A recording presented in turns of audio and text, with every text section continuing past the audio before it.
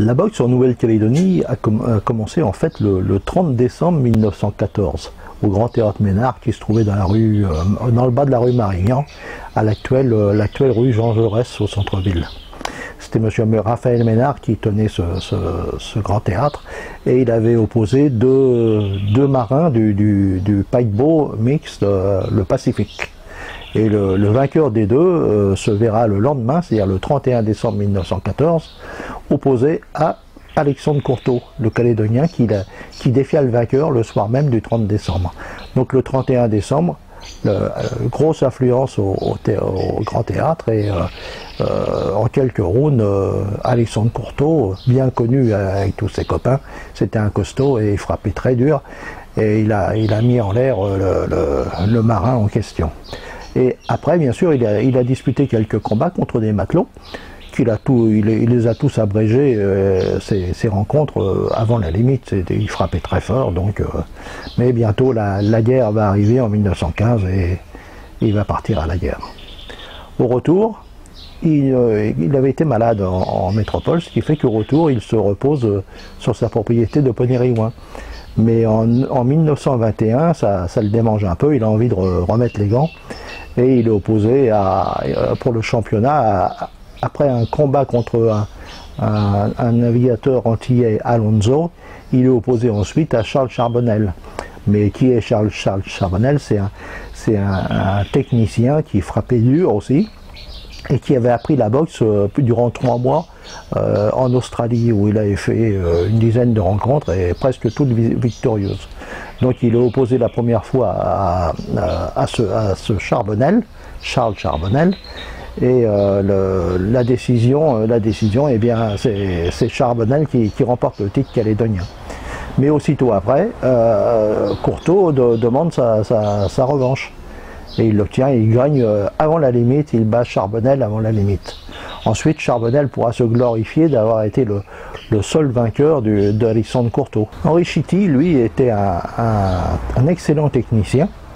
Et malheureusement, il avait un handicap, il n'était pas lourd, ce qui fait qu'il avait du mal à boxer les meilleurs, les champions calédoniens, puisqu'il y avait toujours une différence de poids.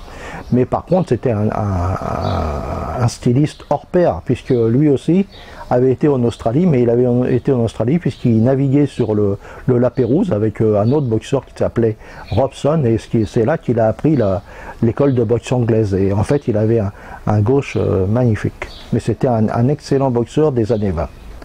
Dans les années 20, il y a un boxeur calédonien qui s'est distingué par sa puissance, c'était Paul Constant. C'était vraiment un magnifique, il avait une morphologie hors du commun, et il a remporté pratiquement tous ses combats par KO, dont un contre Auguste Debien, qui lui s'était perfectionné en métropole à l'issue de la guerre.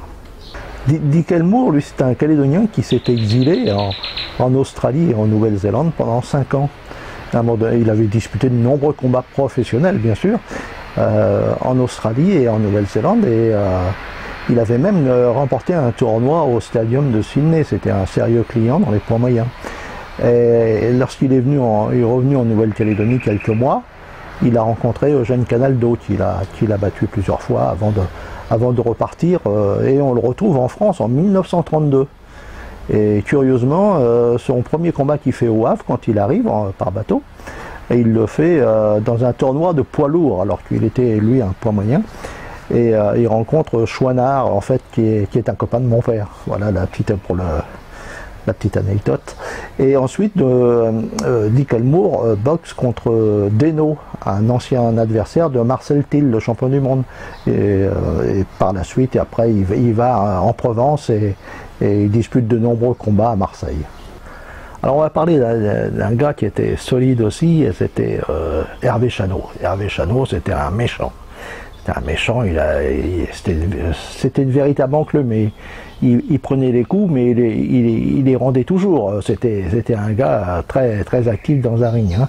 Donc il était réputé, puis personne ne voulait le rencontrer. Il n'y a que Jojo Champion, un petit peu trop jeune à la première fois, qui a voulu le rencontrer, et il a été battu. Mais par la suite, Jojo Champion a remporté 3 victoires sur Hervé Chano. Georges Champion, après ses victoires sur Hervé Chano, qui était quand même un sacré boxeur, hein, décide d'aller avec Victor Nogy en Australie. Et il rencontre des Australiens au meilleur niveau, puisqu'il va réussir à battre Alan Westbury, le champion d'Australie. Et peu de temps avant qu'il parte comme volontaire, il bat aussi un futur champion des mi-lourds d'Australie, Young Frisco. Donc ce champion, c'était un fausse garde et il avait une gauche terrible et il a fait un petit peu carrière en métropole. Il a disputé quelques combats dans les poids moyens et il s'est approché du titre national de Marcel Cerdan, mais il a été battu avant par Pankowiak. Pendant la guerre dans le Pacifique, les Américains, quand ils sont arrivés en 1942, montaient des rings un peu partout. Il y avait du Cos, au Motorpool, à Tontuta, au Camp de Plume, mais surtout, c'est au Triangle Garden que ça se passait. Et là, il y a un nombre de Calédoniens ont rencontré des Américains tels Bolo Garcia, Jean Bouillet, Nashikawa, Louis Yamamoto, Wabealo, et un certain François Anewi qui lui avait triché sur son âge.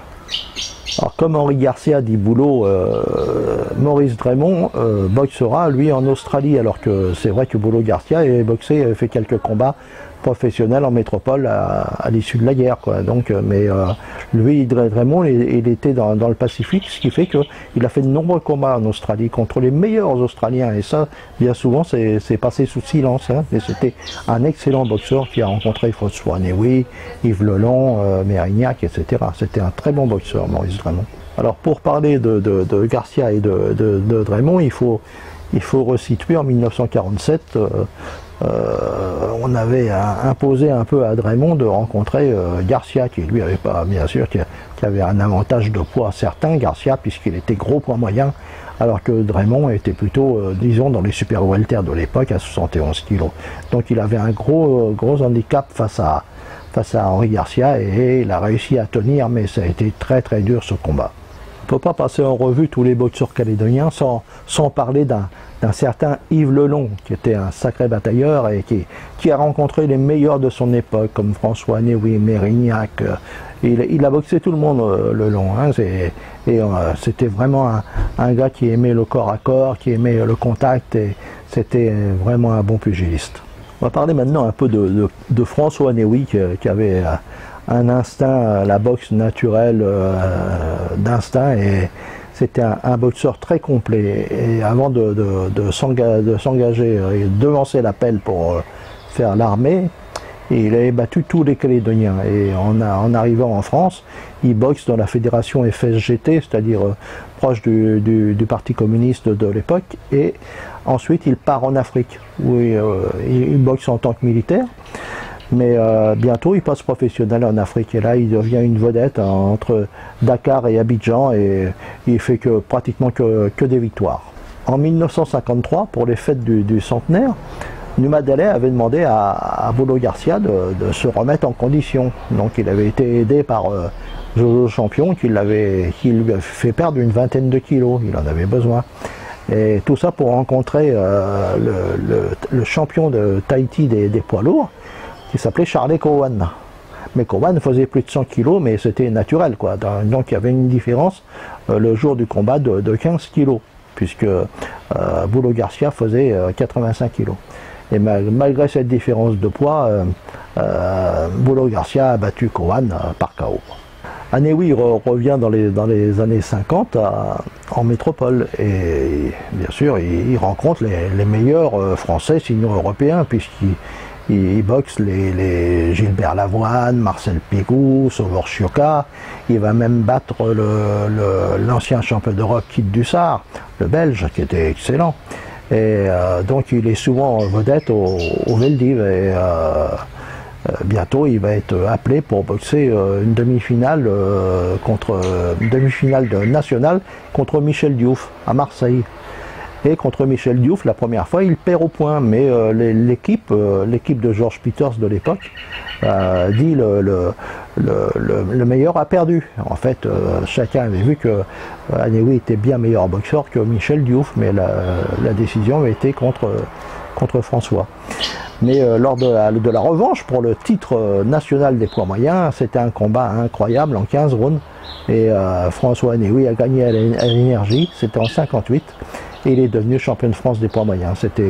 C'était la première fois qu'un Calédonien arrivait à ce niveau-là. Dans les années 50, il y avait un boxeur calédonien qui faisait recette au Ciné Ixen, puisque c'était là que ça se passait, les combats. C'était Camille Julia. Camille Julia, c'était un styliste, qui variait, qui avait une boxe très variée, qui a fait de nombreuses victoires sur beaucoup d'Australiens que les organisateurs, comme Janson, faisaient venir. Et donc c'était un champion calédonien de haut niveau, ce Camille Julia. Fin 1953, Warwick Ouch, qui avait fait quelques combats ici face à Yves Leland, part en Australie avec Lulu Yamamoto, son manager. Et là-bas en Australie, boxe Ray Coleman, un boxeur qui a disputé plus de 100 combats pro, avec plus de 80 victoires. Hein. Ça a été prouvé, puisque on a les palmarès de tous les boxeurs. Et il bat Ray Coleman, ce qui fait qu'en 1954, quand Idrissa Dione, qui était à l'époque champion de France des poids welter, fait une tournée en Australie, Lulu Yamamoto s'arrange pour qu'il vienne à Nouméa y rencontrer Warwick Ouch. Bon, là, il avait vu peut-être un peu gros pour Warwick Ouch, mais quand même, c'était bien qu'un boxeur calédonien boxe un champion de France. Et bien sûr, il a pas pu tenir face à la boxe de Idrissa Dione, mais Idrissa Dione n'avait pratiquement que des victoires. Un autre boxeur de Marais, Doudi Kahea, a fait une carrière au moins aussi prestigieuse que celle de François Néouy, puisque il a eu le titre de champion des mers du Sud des mi-lourds et des poids lourds. Il a perdu son titre contre Sakusa, mais auparavant, il faut savoir que Doudi avait fait de nombreuses victoires. Il avait boxé les meilleurs Australiens, les meilleurs Néo-Zélandais. Un combat terrible contre Mahoney et des combats à Tahiti mémorables que tout le monde, les gens de l'époque, se sont souvenus longtemps. Voilà un peu tout ce qu'on peut résumer sur la boxe d'antan, parce que tous les boxeurs que j'ai évoqués, ils sont tous décédés, donc on va passer à autre chose maintenant. Il faudrait qu'en Nouvelle-Calédonie, on n'oublie pas les anciens boxeurs.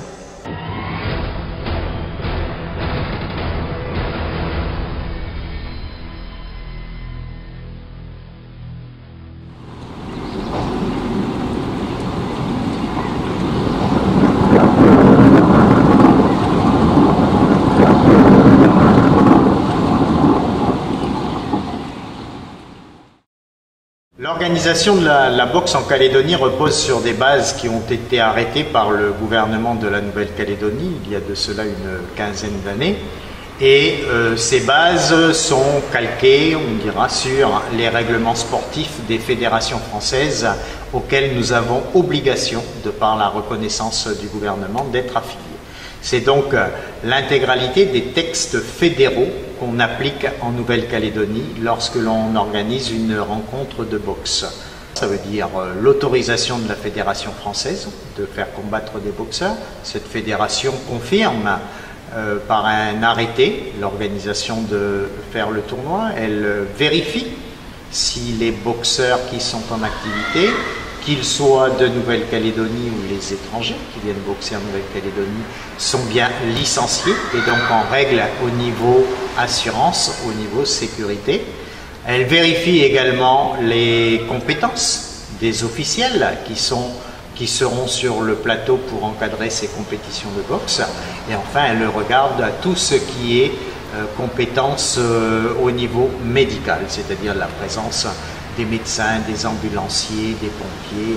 Donc le médecin qui s'occupe de la sécurité d'une soirée de boxe travaille en équipe. Il a une ambulance avec un brancardier et un secouriste. Et voilà, il coordonne l'ensemble.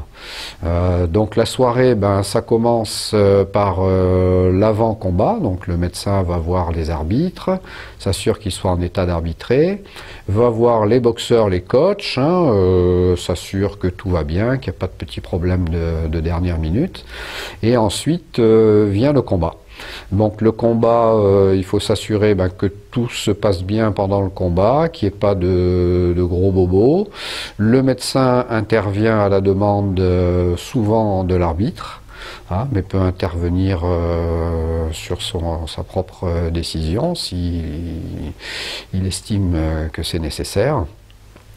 Et voilà, le médecin surveille le combat.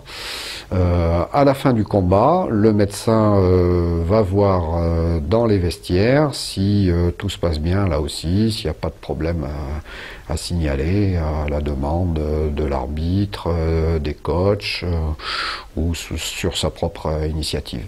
Le rôle de l'arbitre sur le ring lors d'un combat de boxe, c'est de veiller à la sécurité des deux boxeurs ainsi qu'à la réglementation imposée par la Fédération française de boxe. Au début d'un combat, l'arbitre rappelle aux deux boxeurs les consignes de sécurité telles que les coups bas, les coups de tête à ne pas donner et ne pas frapper derrière la tête. Si l'arbitre constate une infériorité flagrante, il peut à tout moment arrêter le combat. Il y a 3 juges répartis autour du ring. Leur rôle est de comptabiliser les points des deux boxeurs. Autrefois, les juges ne comptabilisaient que les coups, tandis qu'aujourd'hui, d'autres critères sont pris en compte. Bien sûr, il y a les coups donnés des boxeurs, mais aussi la technicité, l'agilité et bien d'autres encore que chaque juge a devant lui les critères. J'ai commencé la boxe anglaise il y a à peu près 1 an et demi. Je m'y suis mis à l'issue d'une bagarre qui a mal fini et je me suis dit qu'il aurait mieux fallu que je sache me défendre. J'avais un ami qui pratiquait déjà la boxe anglaise dans ce club, donc je l'ai accompagné un soir, je suis venu, j'ai essayé. Et j'ai vraiment aimé parce que c'est quelque chose de très physique qui demande énormément d'efforts psychologiques et physiques, une concentration, une hygiène de vie, une hygiène corporelle. Et c'est un sport qui est très complet et très difficile. Et j'aime le challenge, donc c'est pour ça que je me suis mis à la boxe anglaise. Donc à l'occasion d'un combat entre les Calédoniens et les Australiens, nous avons vu un chaos assez impressionnant, où bien là on s'aperçoit que la boxe c'est quand même un sport violent, c'est un sport de combat. Donc il peut y avoir des choses où le médecin intervienne directement. Donc là, je suis monté sur le ring immédiatement, puisque le boxeur australien, en l'occurrence, avait pris un KO considérable, avec perte de connaissance immédiate. C'est là qu'on voit que le travail d'équipe est intéressant, puisque l'arbitre aide le médecin. Donc nous avons mis le boxeur en position latérale de sécurité immédiatement. Nous lui avons retiré son protège-dents. Et puis je me suis assuré que ses fonctions neurologiques récupèrent dans de bonnes conditions, dans un laps de temps correct. Auquel cas, j'aurais demandé à l'équipe de venir me soutenir. En l'occurrence, j'aurais appelé l'équipe brancardier secouriste pour évacuer le boxeur australien dans les meilleures conditions. Alors avant de commencer un combat, d'ailleurs, vous remarquerez que l'arbitre regarde toujours le médecin et demande si il est d'accord pour que le combat commence. Donc ça, c'est un point important. Ensuite, pendant le combat, lors du combat, s'il y a une blessure importante, notamment avec une coupure, souvent c'est assez impressionnant, ça saigne pas mal, l'arbitre demande l'avis du médecin. Donc à ce moment-là, le médecin intervient et selon l'avis, il peut faire arrêter le combat. Moi je me suis retrouvé un petit peu impliqué dans la boxe par hasard, à la suite d'une soirée qui s'était mal déroulée et qui avait amené le directeur des sports de l'époque, qui était l'ancien DTN de boxe, à faire un rapport à la Fédération française de boxe, qui a suspendu le comité et qui m'a demandé, puisqu'à l'époque j'étais président du CTOS, d'assurer la continuité pour que la boxe puisse se poursuivre en Nouvelle-Calédonie. Donc il y a une mise sous tutelle qui a duré quelques années et qui a permis, avec quelques bonnes volontés qui étaient dans le milieu de la boxe, de petit à petit remettre l'activité en place et puis d'aboutir à la mise en place d'un vrai comité de boxe qui maintenant fonctionne bien, mais ça a mis du temps parce que il faut dire aussi que la boxe c'est pas un sport facile et que trouver des compétiteurs c'est pas évident. Alors bien entendu, au départ, le CTOS qui a restructuré ce comité régional s'est employé à remettre les bases de la boxe à plat, c'est-à-dire la pratique de la boxe éducative, la pratique de la boxe amateur et la formation des officiels, qu'ils soient arbitres, délégués ou chronométreurs par exemple. Et le comité régional, depuis 2 ans maintenant, s'est relancé dans le grand bain de la boxe professionnelle. Ça a commencé timidement avec un premier combat de Nicolas Dion, qui est le boxeur phare calédonien, qui boxe actuellement en professionnel en Europe et qui vient d'échouer de peu au championnat de France de 2014. Moi j'ai commencé la boxe à 8 ans en Nouvelle-Calédonie dans le club de l'Olympique.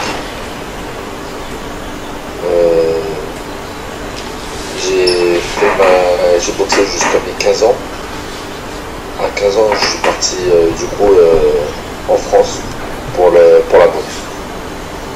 J'ai démarré la boxe à l'âge de 20 ans et j'ai enchaîné une carrière amateur de 37 combats pour 4-5 défaites. Je suis passé chez les pros à 25 ans. Je suis devenu champion de France. Ensuite, je suis devenu champion de l'Union européenne. J'ai eu une petite interruption de ma carrière et j'ai rechaussé les gants en Nouvelle-Calédonie. J'ai enchaîné 2 combats. 2 combats victorieux pour un retour. Et là, je m'apprête le 5 juin 2015 à aller affronter Black Caparello chez lui à Melbourne en Australie, qui a une seule défaite aussi en championnat du monde face à Kovalev. Et voilà, donc ma carrière elle a commencé en France. Il y a des chances qu'elle se termine en Nouvelle-Calédonie puisque je vais essayer, j'ai 41 ans et clore ici, ce serait bien, je ne sais pas de quelle manière. Et voilà, donc pour ce qui est en ce qui me concerne pour la boxe, c'est une belle aventure que j'ai pu vivre ces 17 années de boxe qui m'ont amené au plus haut puisque j'ai quand même été titré à 2 reprises, donc champion de France, champion de l'Union européenne, et puis j'ai eu le privilège de rentrer quand même 4 champions du monde. Et voilà, j'ai pas été battu à la limite. J'espère que ça arrivera pas le 5 juin, à mes 41 ans. Mais bon, de toute façon, ça ne changera rien, puisque voilà, là aussi, je suis le seul pro en Nouvelle-Calédonie, donc la préparation est différente, même si maintenant les petits jeunes, les jeunes cagous me tiennent la dragée haute. Voilà, la boxe est une belle aventure. Voilà. Ensuite, petit à petit, le comité régional a décidé pour satisfaire le public, de faire venir des boxeurs australiens, néo-zélandais, tahitiens et aujourd'hui, on peut dire que régulièrement, les soirées de boxe sont mixées, boxe amateur, boxe professionnelle, ainsi que boxe éducative, bien entendu, puisque cette base-là, cette pratique par les gamins, le comité veut la mettre en avant chaque fois que cela est possible. Donc la boxe éducative apporte beaucoup, on va dire, à un gamin à partir de 7 ans. Donc, parce que ça correspond à l'âge où il se structure vraiment, donc entre 7 et 10 ans. Et donc au niveau de la motricité, déjà, ça lui permet tout est basé sur la latéralité, donc qui est essentielle dans la construction, même mentale, d'un enfant. Ça lui permet de réfléchir, donc, et de résoudre des problèmes à partir d'une motricité très contrôlée, sans oublier des règles qu'il est obligé de respecter, à la fois des règles écrites et des règles technique, on va dire. La boxe féminine va faire son entrée aux Jeux du Pacifique dans quelques jours et c'est vraiment l'occasion pour nous de faire le point sur cette boxe qui est toute récente dans le Pacifique, hein, notamment dans les 22 pays ou territoires qui participent à ces Jeux du Pacifique. On sait qu'elle est encore à l'état de balbutiement dans la plupart des pays qui vont participer aux Jeux. Il y aura quelques féminines qui vont y participer. La Nouvelle-Calédonie n'aura malheureusement pas de féminine qui va participer à ces Jeux du Pacifique. C'est malheureux, mais c'est vraiment le départ. Il y a 2 ou 3 féminines qui sont dans les salles et aujourd'hui on ne peut pas dire que cette boxe féminine a vraiment accroché encore sur le territoire. Ce sera, je pense, la priorité, peut-être une des priorités du prochain comité régional qui sera mis en place, de développer cette boxe féminine parce qu'il y a un très fort potentiel, il y a vraiment des espérances de résultats au niveau des Jeux du Pacifique. J'ai été sélectionnée pour les Jeux du Pacifique en Papouasie, mais je me suis blessée au judo. Je me suis fait opérer du genou, du coup je ne peux pas participer comme j'ai quelques mois d'arrêt de sport. Donc je suis déçue vu que j'avais vraiment envie d'y participer. Ça allait être mes premiers jeux et surtout que j'aime bien la boxe. Je suis boxeuse, j'adore la boxe, c'est une passion pour moi. Et puis j'ai eu l'opportunité ici, là, au club du Mont d'Or, de pouvoir faire une formation en tant qu'arbitre. Donc je suis actuellement stagiaire arbitre et juge. Et j'ai eu la chance qu'on m'offre cette opportunité parce que, je dis que c'est une chance parce que je suis une femme et que dans le milieu de la boxe, évidemment, il y a très peu de femmes et encore moins ici, en Nouvelle-Calédonie. Donc moi je le ressens comme un honneur en fait, hein, qu'on me donne cette place, qu'on m'offre cette place. Et également, je suis en formation donc, de monitrice de boxe. Donc ici au club, je donne 2 cours par semaine. Je m'occupe des débutants et puis des gens un petit peu plus confirmés aussi, et surtout des filles. Et on a beaucoup de filles, on en a au moins une douzaine. Et j'avoue qu'aussi, le fait d'être stagiaire arbitre et d'avoir pu arbitrer le dernier gala, il y a pas mal de femmes et de filles qui m'ont vu et ça a fait venir des filles au club. Donc des filles s'intéressent à la boxe grâce à cette opportunité qu'on m'a donnée de pouvoir juger et arbitrer. Donc c'est double chance pour moi, vraiment double chance de partager ma passion. Ça va bientôt faire 1 an que je fais de la boxe. Je suis arrivée avec une copine et ça m'a beaucoup plu parce que ça aide à canaliser l'énergie. Et on fait beaucoup de belles rencontres et puis la boxe c'est pas que pour les hommes. Donc j'encourage les filles à se mettre à ce sport qui est très bon pour tout, pour la santé et pour le mental. Voilà. En fait, j'avais des préjugés sur ce sport parce que pour moi c'était violent. Et, en fait, ce que j'associe à la boxe c'était la violence, plein de choses négatives. Et puis après, au fil du temps, je me suis intégrée avec tout le monde au sein du club, ça se passe très bien et puis moi c'est une toute autre vision de la boxe que j'ai aujourd'hui et puis franchement pour ceux et celles qui veulent faire du sport, la boxe voilà, c'est un sport qui rassemble. Moi la boxe c'est pour me soulager, finir les cours, c'est pour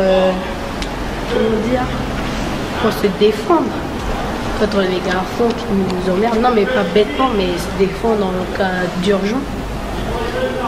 Je suis fière qu'on ait donné le nom de Vincent à cette salle. Tout a commencé par le problème de poids de mon fils. 68 ou 71 kilos, il faisait à 9 ans. Et à partir de ce moment-là, ça me posait beaucoup de problèmes. S'agissant d'une exhibition, les 2 boxeurs sont... Grâce à la boxe, aujourd'hui, je me sens bien dans ma peau. Boxé samedi et je trouve que je n'ai pas très bien boxé parce que je n'ai pas trop écouté ce que me disait François et c'est pas comme l'avait dit, j'étais pas dans ma belle boxe et je faisais pas mieux que ce que je faisais à l'entraînement. Comme c'était mon premier combat, j'avais le stress que vendredi j'ai réussi à me rattraper.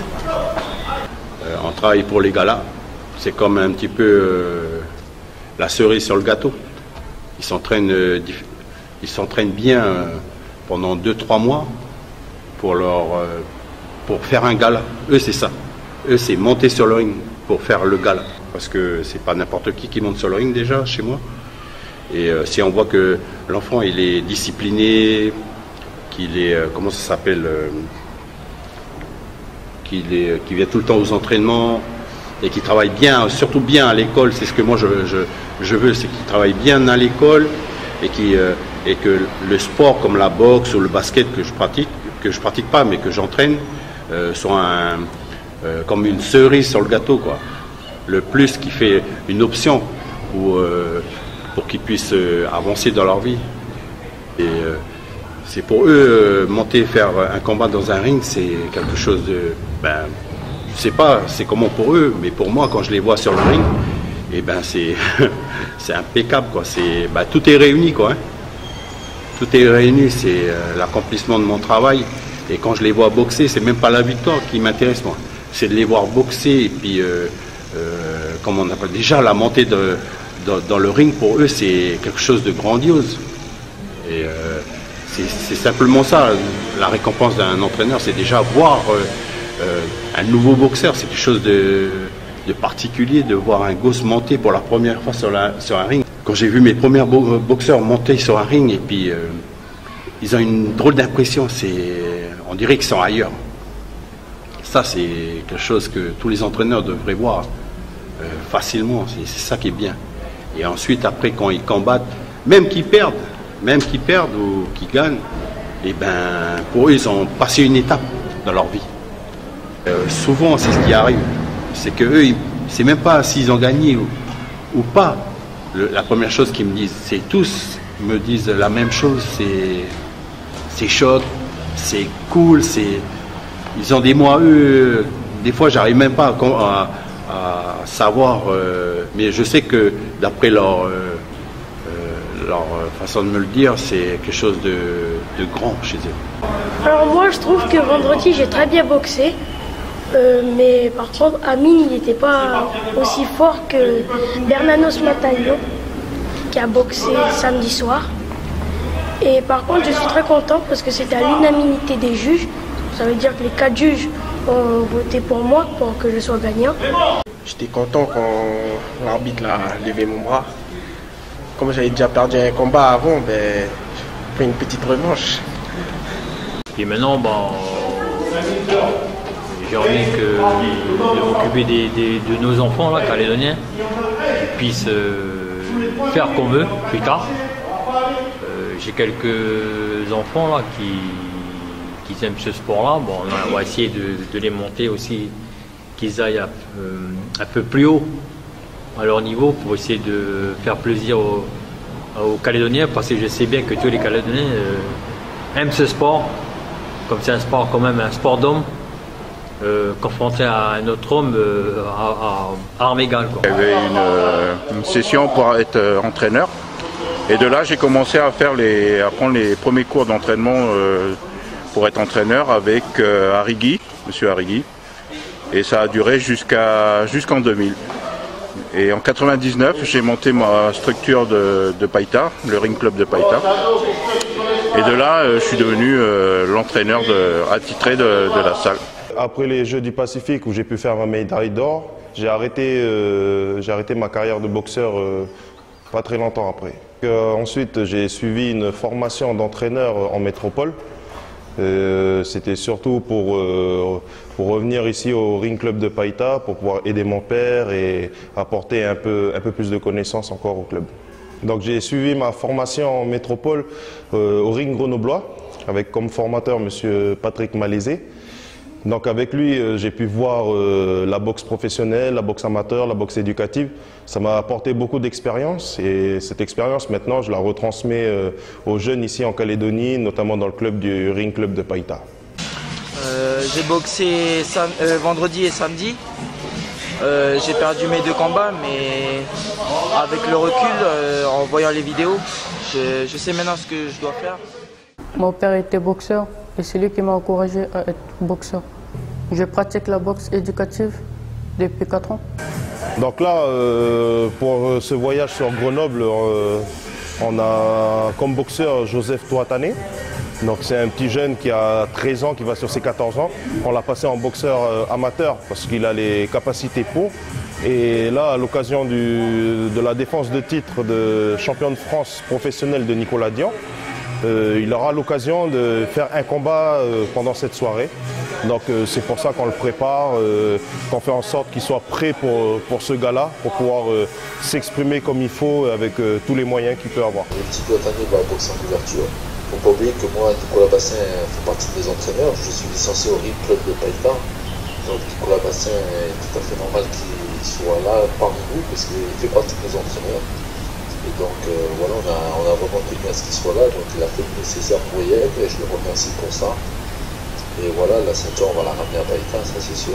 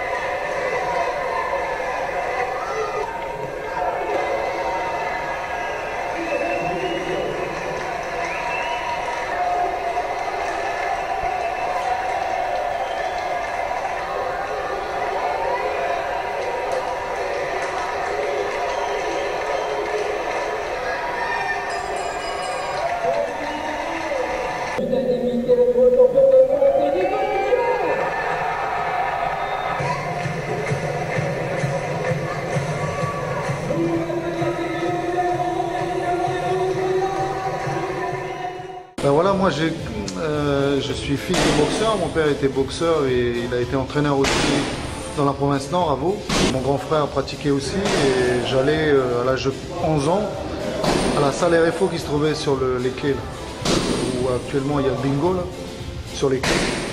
Et j'ai suivi depuis petit l'évolution un peu de la boxe quoi. Et à 19 ans j'ai fait mon premier combat et j'ai pas fait beaucoup de combats, j'en ai fait que 4 ou 5. Et à chaque fois, j'ai pas pu participer au jeu pour diverses raisons. Après, la boxe s'est mis un peu en sommeil et voilà, j'ai lâché prise. Je suis parti sur d'autres sports. Quoi. Et environ 10 ans, ben, je suis revenu. On a demandé des bénévoles pour relancer la boxe. Et je suis revenu pour aider à renaître la boxe en Nouvelle-Calédonie. J'ai passé un diplôme et j'ai commencé tout doucement à devenir un entraîneur. J'ai commencé à voir la boxe éducative et tout doucement j'ai réussi à m'intégrer au staff technique de la sélection calédonienne. Moi j'ai commencé la boxe parce qu'au départ j'aimais ça. Aussi c'est parce que c'est un sport où on peut se surpasser et un sport qui permet des rencontres.